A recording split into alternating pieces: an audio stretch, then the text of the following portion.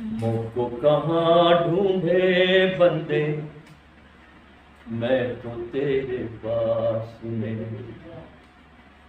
मैं तो तेरे पास में, मैं तो तेरे पास में, मैं तो तेरे पास में, मैं तो तेरे पास में।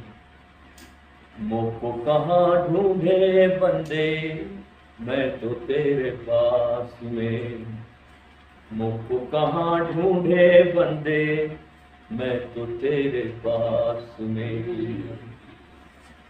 ना मंदिर में ना मस्जिद में, ना काबे कैलाश में, ना मंदिर में ना मस्जिद में, ना काबे कैलाश में, ना मैं जप में ना मैं तप में,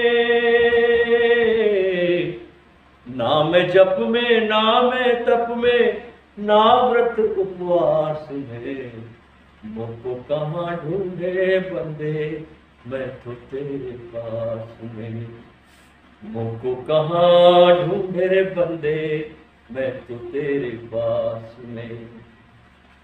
ना मैं क्रिया कर्म में रहता, ना योग संन्यास में, ना मैं क्रिया कर्म में रहता, नहीं योग संन्यास में, नहीं प्राण में नहीं पिंड में,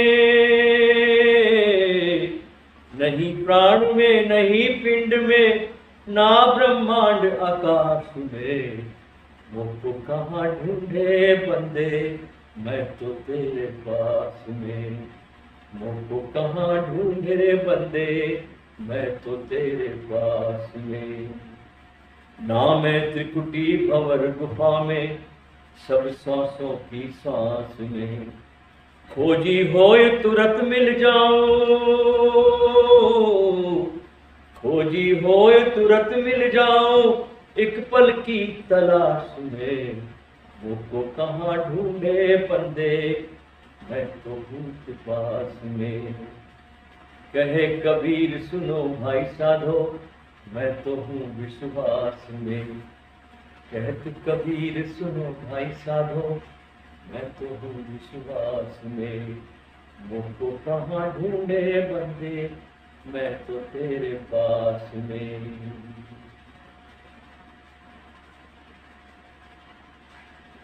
हर संत अपने समय का बहुत एक रिबेलियस, एक क्रांतिकारी चेतना होता है। धीरे धीरे फिर समाज उसको मान्यता देकर उस महापुरुष के साथ फिर अत्याचार शुरू करता है। लेकिन जब महापुरुष हमारे बीच होते हैं,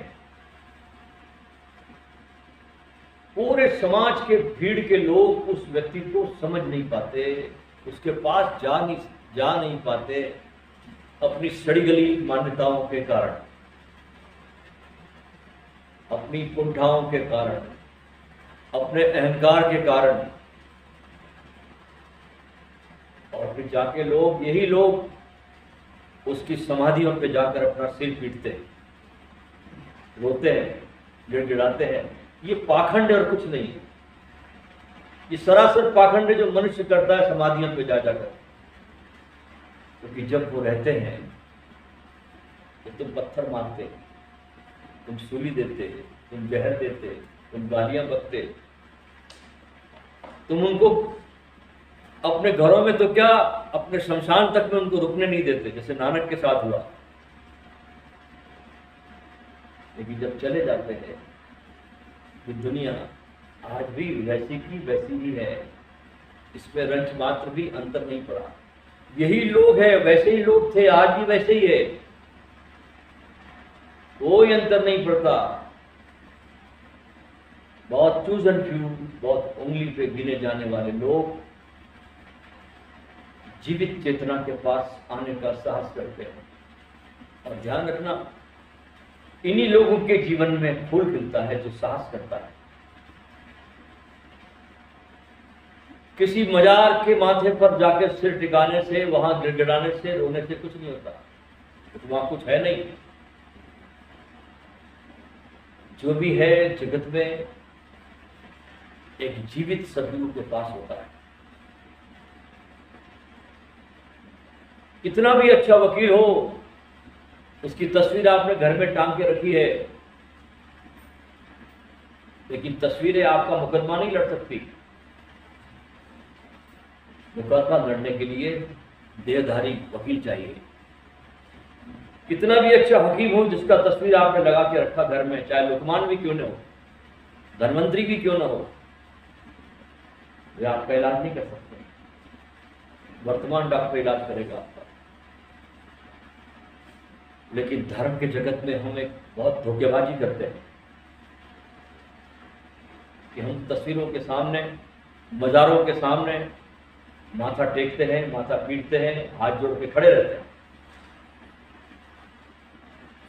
बीमार पड़ते तो हम किसी तस्वीर के सामने हाथ नहीं जोड़ते, हम डॉक्टर बुलाते हैं।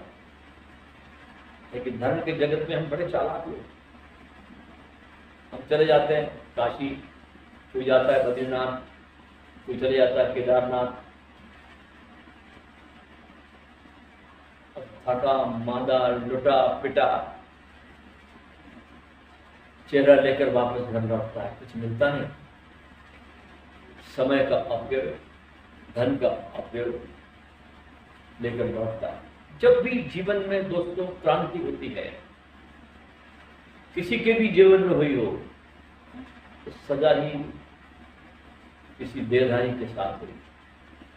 किसी को धन कमाने के गुर सीखने होगा तो अंबानी से दोस्ती करनी पड़ेगी, टाटा से दोस्ती करनी पड़ेगी। तस्वीरों के टाटा अंबानी काम नहीं आते। किसी व्यक्ति को संगीत सीखना हो तो किसी जीवित भीमसेन जोशी के पास जाना पड़ेगा। तस्वीरों का कुमार गंधर्व काम नहीं पड़ता। ऐसे ही धर्म का जगत है दोस्तों। और हमारे देश में तो इस धरती पर सदा ही दिए रोशन होते रहे। कभी धरती पर कभी ऐसा समय नहीं आता जब कोई न कोई कहीं न कहीं मनुष्य की आशा का दिया कहीं न कहीं जल रहा हो। धरती कभी बांझ नहीं होती, कहीं न कहीं कोई आशा का दीपक जल रहा होता है। और जो सच्चा पिपासु है, सच्चा साधक है, कोई वास्तव में परवाना है, तो उसको रोशनी की खबर लग जाती, उसे खबर पहुंच जाती।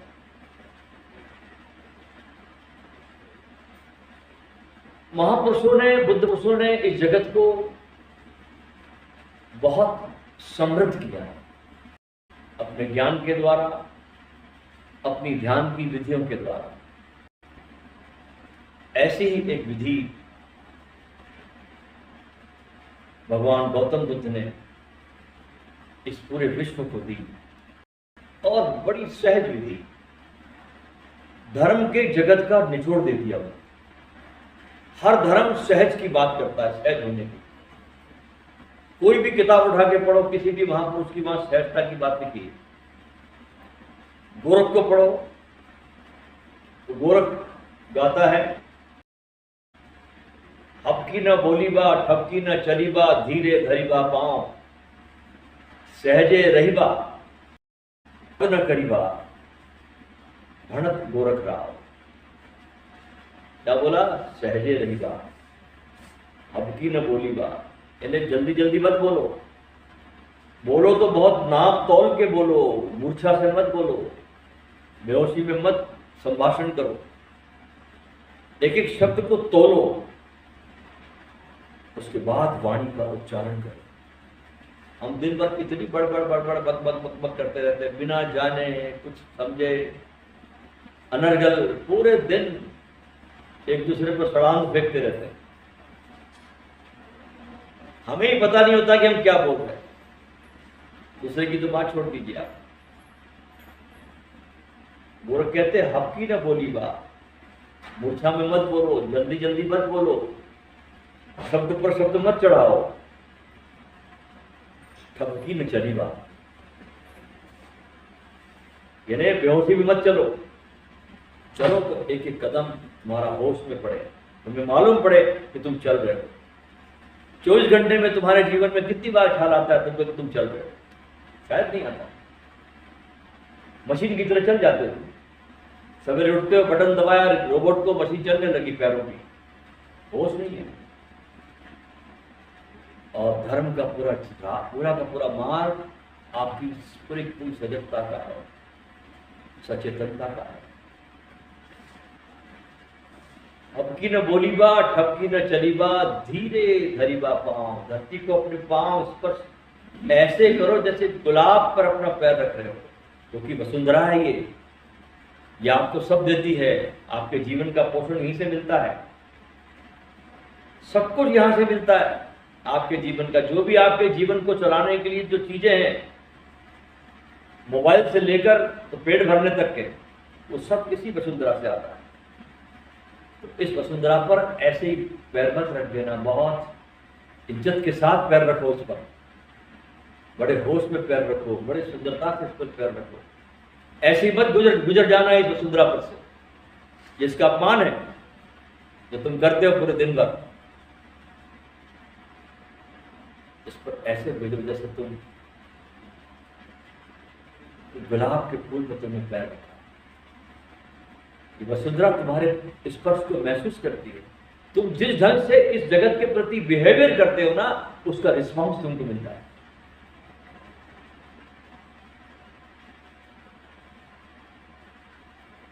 धीरे धरी बा पांव, आगे कहते हैं गर्व न करी बा। संसार में गर्व करने लायक कुछ भी तुम्हारे पास में नहीं है, क्योंकि तुम्हारा कुछ है ही नहीं। तुम्हारे पास बस एक ही चीज है जो तुम्हारी अपनी है, वो है तुम्हारा निर्मित किया हुआ अहंकार। बाकी शरीर तुम्हारा नहीं, प्राण तुम्हारे नहीं, अंदर का पाचन सिस्टम भी तुम्हारा नहीं, तुम्हारे पास कुछ भी नहीं। तुम्हारे पास एक गंदी चीज है, वो है तुम्हारा अपना अहंकार, जो तुमने निर्मित किया, भगवान ने तुमको नहीं दिया। विचारों के साथ तुमने अपना इतना तादाद में स्थापित कर लिया कि वो पूरा एक्यूमुलेट होकर अहंकार बन गया। तो अहंकार कैसे जाएगा? लोग बहुत कोशिश करते हैं कि हम निरंकारी कैसे बने। अरे पहले विचारों को शांत करो। तो विचार ही तुम्हारे अहंकार बना रहे, वो अग्नि दे रहा है तुम्हारे अहंकार को, विचार तुम्हारे, वहां से पावर मिल रहा है अहंकार को तुम्हारे विचारों से। तो विचार जब तुम्हारे शून्य हो जाते हैं, शांत हो जाते हैं, जब तुम निर्विचार हो जाते हो, तो अहंकार से शून्य हो जाना शुरू हो जाता है। गर्व न करीबा भणत गोरख राव, ऐसा गीत गोरख गा रहा है। तो बहुत सहज विधि भगवान गौतम बुद्ध ने दी, उसका नाम है विपस्सना। धीरे धीरे मैंने देखा कि ओशो के लोग, भारत में लोग और भी विपस्सना को बोलने लगे, उच्चारण में विपासना। लोगों ने इसका अर्थ ही बदल दिया, कहा विपस्सना और कहा विपासना।